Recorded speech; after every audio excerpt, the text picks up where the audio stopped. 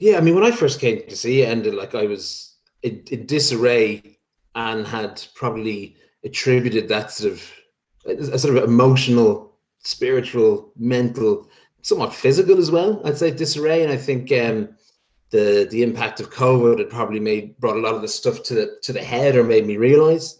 And I know I'd attribute a lot of it to addiction, specifically the when I constantly it was the use of cocaine like that. It was really sort of troubling me because I was in a place where I was hooked on it. It was if not a daily thing, it was every second day, and it was a case of getting one, then getting another one, and then another one, and another one, and doing that on the sly as well, and just probably knowing that it was the wrong thing to do, and actually having that gut feeling through the process of, Jesus, what are you doing? You don't need to do that. But then going, shut the fuck up, gut.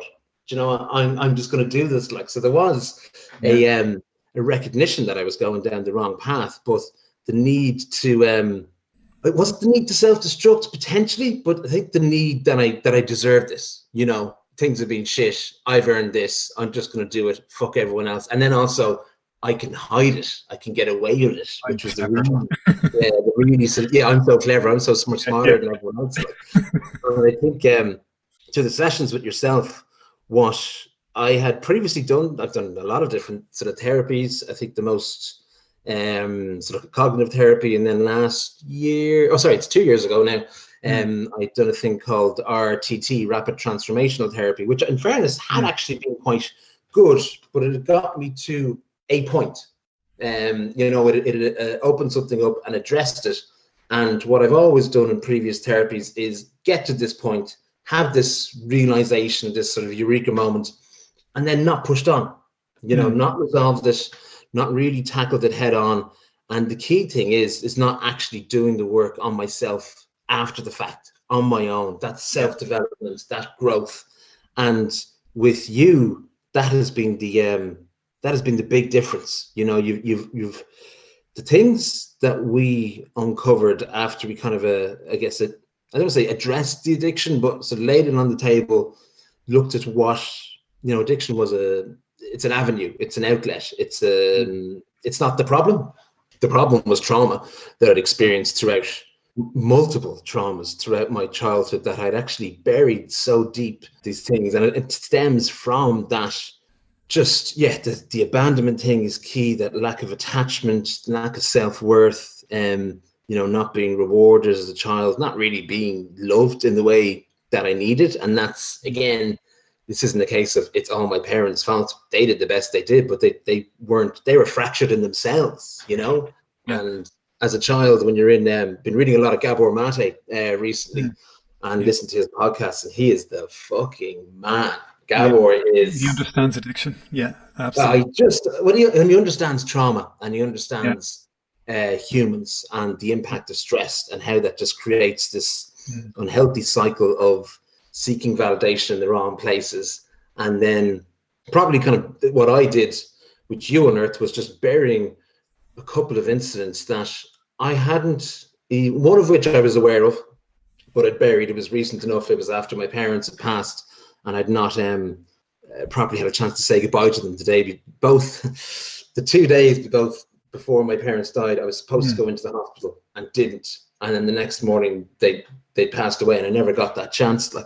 And another one was around the value I attached to food, and how that started me kind of binge eating when I felt sad.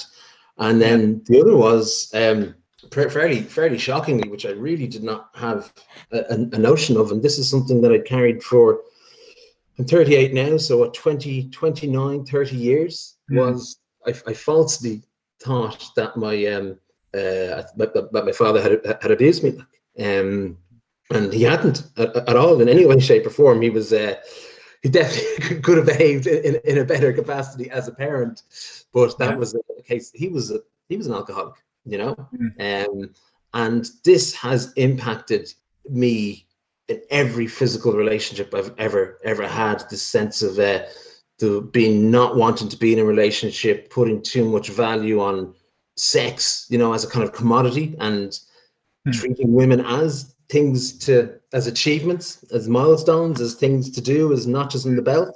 And that session that we did end, it was the third one, it just rocked me to the absolute core, because I made peace with three things that, as I said, one of which I was aware of but had buried, and two of which I know they were so far down, like so far down. And in the sessions, the memory, I was in the moment, in the room, or at the beach was one of them after I got bitten by a jellyfish, you remember. And it was like I was there. I could smell the salt in the sea. I could feel the carpet that I was in my old bedroom, and the color of it, and how I hated it. Like, it was so visceral.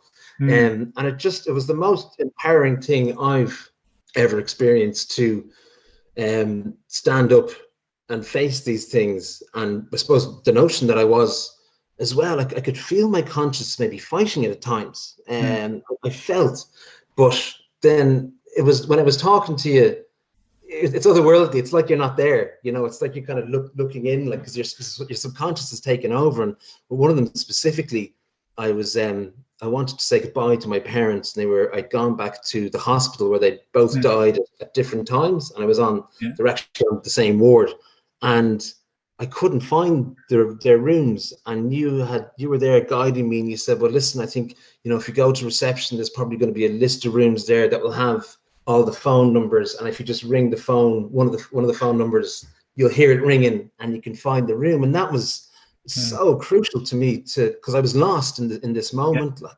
you helped me through it, like, and I remember I was saying to a friend recently, like, that at the end of that session, man, honestly, it was so, at the time I wasn't in a great place with my partner, and we're actually in separate rooms, and I was just really I felt so great, and so sad as well, like, that these things, were being brought to light, like, but proud that I dealt with them.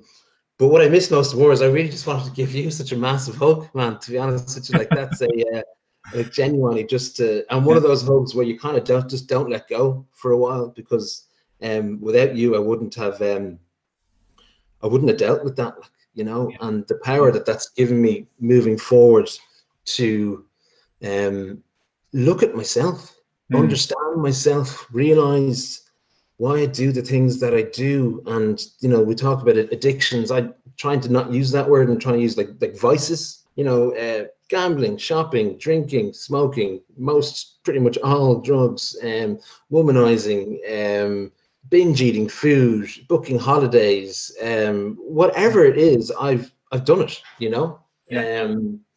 and it's, and again, in the moment, I've always my gut has said, you don't need this. You probably don't need this.